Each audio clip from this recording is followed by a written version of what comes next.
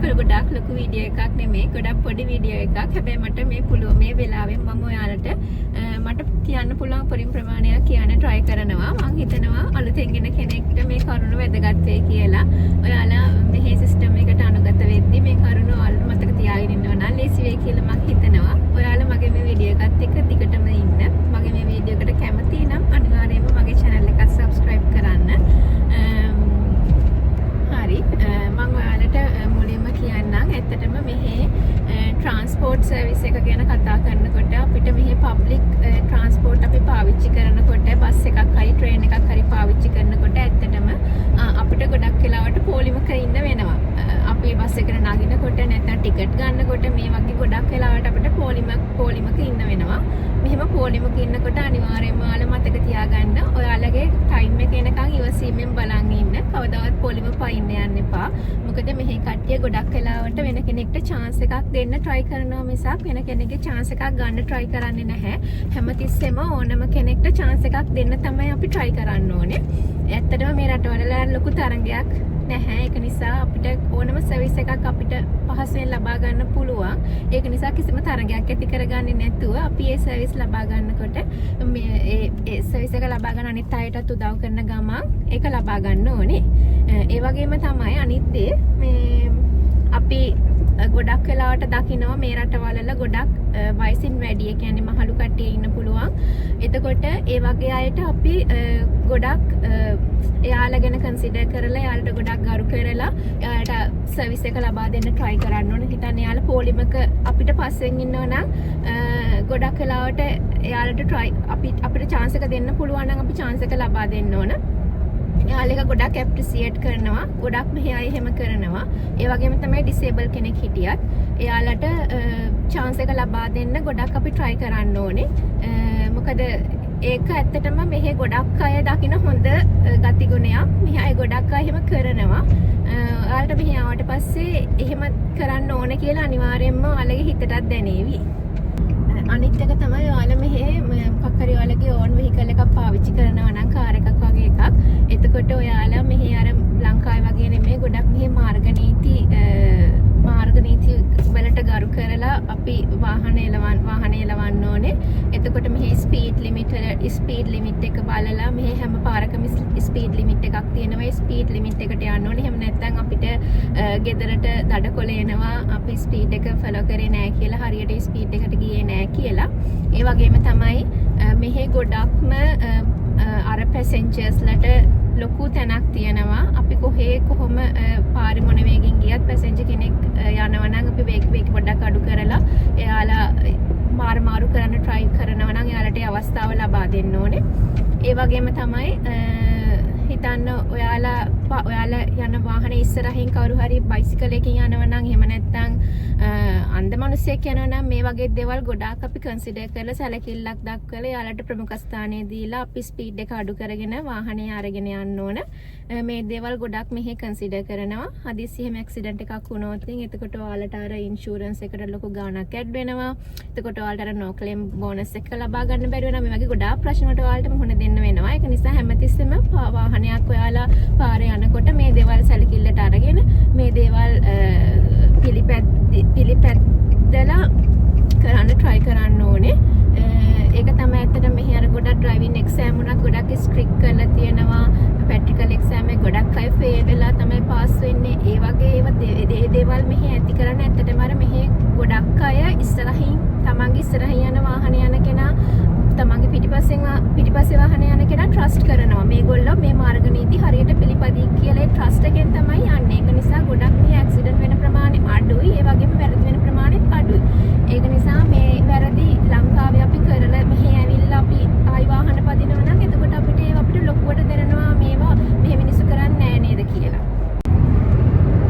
ඇත්තටම මෙහි තව දෙයක් තමයි මෙහි වාහනයක් පදිනකොට හැමතිස්සෙම අර ලංකාවේ වගේ ෆෝන් ගහන්නේ අපි හැම වෙලාවකදීම අපිට වාහනයක් ඉස්සර කරන්න ඕන නැත් වාහනයක් නවත්තලා තියෙන වාහනයකට වක්වත් අර හැමතිස්සෙම අපි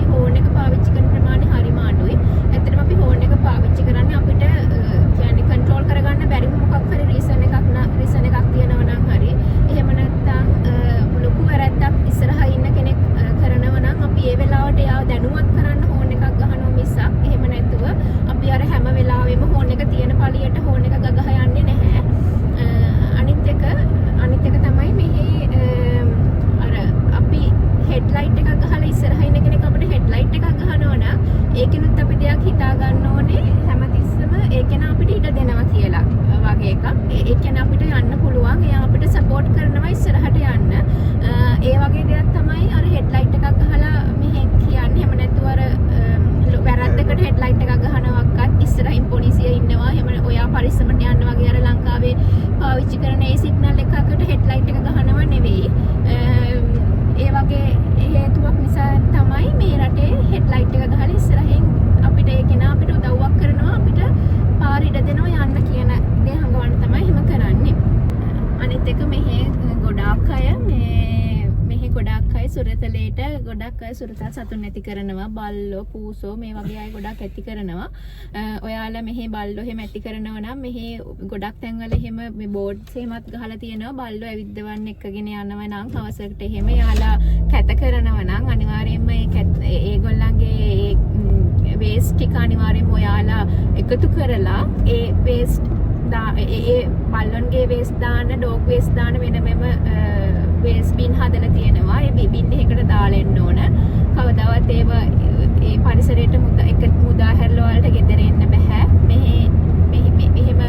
එහෙම කරන කට්ටිය ඉන්න පුළුවන්. හැබැයි එහෙම පුරුදු වෙන්න එපා. ඒක වැරද්දක්. මොකද එහෙම ගොඩාක් අය මෙහෙම ඉන්න කට්ටිය අනිවාර්යයෙන්ම තමන් බල්ලෙක් ඇවිද්දවන්න එකගෙන ගියොත් අනිත් අතේ මම දැකලා තියෙනවා shopping bag එකකුත් තියෙනවා යාළ ගාව. යාළ කරන්නේ යාළේකට යාළගේ dog waste ටික එකතු කරගෙන dog waste දාන bin එකට අනිවාර්යයෙන්ම දාලා තමයි මේ බල්ලව ඇවිද්දවල ගෙදර එක්කගෙන ඉන්නේ. ඔයාලත් එහෙම සුරතල් සතෙක් මෙහෙ ඇති කරන්න හිතාගෙන ඉන්නවනම් මේ දේවල් මතක තියාගන්න. මේව ගොඩක් වැදගත්. අර වැරද්ද කරන්න යන්න එපා. ඒ වගේම තමයි ඔයාලා වැඩ කරන තැන. ඔයාලා වැඩ කරන තැනත් ගොඩක් වෙලාවට මේකත් ඔයාලා ගොඩක් අය කරන වැරද්දක් වෙන්න පුළුවන්. නැත්නම් දන්න දෙයක් වෙන්න පුළුවන්. අපි මෙරට එනකොට මේ අපි දන්නවා අපි විතරක් නෙමෙයි වෙන රටවල කට්ටියක් එනවා. කළු ජාතිකයන් එන්න පුළුවන්. නැත්නම් වෙන රටවල ඉන්න ආසියාතික රටවල අනිත් ආසියාතික රටවල ඉන්න වැඩ කරන කට්ටිය වෙන්න පුළුවන්. මේ හැමෝම එක හා සමාන විදිහට සැලකලා යාලගේ කල්චරල් බෑග්ග්‍රවුන්ඩ් එක වෙනස්, රිලිජියස් බෑග්ග්‍රවුන්ඩ් එක වෙනස්. මේ හැමෝටම රෙස්පෙක්ට් කරලා අපි වර්ක් ප්ලේස් එකේ වැඩ කරන්න ඕන. කවුරුවක්වත් කොන් කරන්නේ නැතුව, කාටවත් මානසිකව කරදරයක්, ස්ට්‍රෙස් එකක් වෙන්නේ නැතුව හැමෝගෙම අදහස් වලට ගරු කරලා වැඩ කරන්න ඕන. මම හිතනවා ඒක ගොඩක් වැදගත් වෙයි කියලා. ඒ වැරද්ද කරන්න යන්න එපා. ඔයාලටත් කවුරු හරි කෙනෙක් එහෙම ඔයාලගේ මානසිකව වැටෙන විදියට කතා කරනවා නම් ඔයාලට පුළුවන් අනිවාර්යයෙන්ම කම්පැනියේ HR එකට හරි නැත්නම් ඒ සම්බන්ධව වැඩ කරන කෙනෙක්ට කම්ප්ලේන්ට් කරන්න පුළුවන්. නැත්නම් ප්‍රයිවට් ගිහින් කියන්න පුළුවන්. ඒක ඔයාලට තියෙන අයිතිය. ඒ වගේම ඔයත් එහෙම කාටවත් කරන්න යන්න එපා. හැමෝමත් එක්ක සුහදව ඉන්න try කරන්න. එතකොට ඔයාලට අනිවාර්යයෙන්ම work place එකේ හොඳ තැනක් තියෙනවා. ඔයාලට හොඳ image එකක් හැදෙනවා. ඔයාලට ගොඩක් එතකොට ඔයාලා හොඳයි කියලා ඒ අය දැනගන්නවා. ඔයාලට ගොඩක් opportunities එන්නේ ඒක ලොකු chance එකක් වෙයි කියලා මම හිතනවා. ඒ වගේම තමයි අනිත් අපි මෙහෙට ආවට පස්සේ අර ලංකාවේ වගේ අපිට ගොඩක් සර්විසස් ලබා ගන්න අපි ගවර්න්මන්ට් ඔෆිස් වලට යන්න ඕනේ නැහැ. අපිට වෙබ්සයිට් තියෙනවා UKVI වෙබ්සයිට් එක තියෙනවා. අපිට මේකට ගිහිල්ලා ඕන සර්විස් එකකට ඇප්ලයි කරන්න පුළුවන්. එතකොට අපි ලංකාවේ ඉඳන් මෙහෙ එන කෙනෙක් නම් අනිවාර්යයෙන්ම අපි දැනගන්න ඕනේ මේ වෙබ්සයිට් වලට අපි තනියම ලොග් වෙලා මේ පාත් එක දැනගෙන මේවට තනියෙන් ඇප්ලයි කරන්න අපිට පර්සනැලිටි එකක් තියෙන්න ඕනේ. එතකොට අපිට මෙහෙ ගොඩාක් අය නෑ අර අපිට උදව් කරන්න. එතකොට අපි තනියම ඒව සර්ච් කරලා ෆයින්ඩ් කරලා YouTube වීඩියෝස් බලලා මේ ඕනම ක්‍රමයකින් අපි ඒවා දැනගෙන ඒ පාත් එක ෆලෝ කරලා අපි ඒ සර්විස් එකට ඇප්ලයි කරන්න පුළුවන් අපිට. එතකොට අපිට කිසි කාගෙන්වත් උදව් ඉල්ලන්න කාගෙන්වත්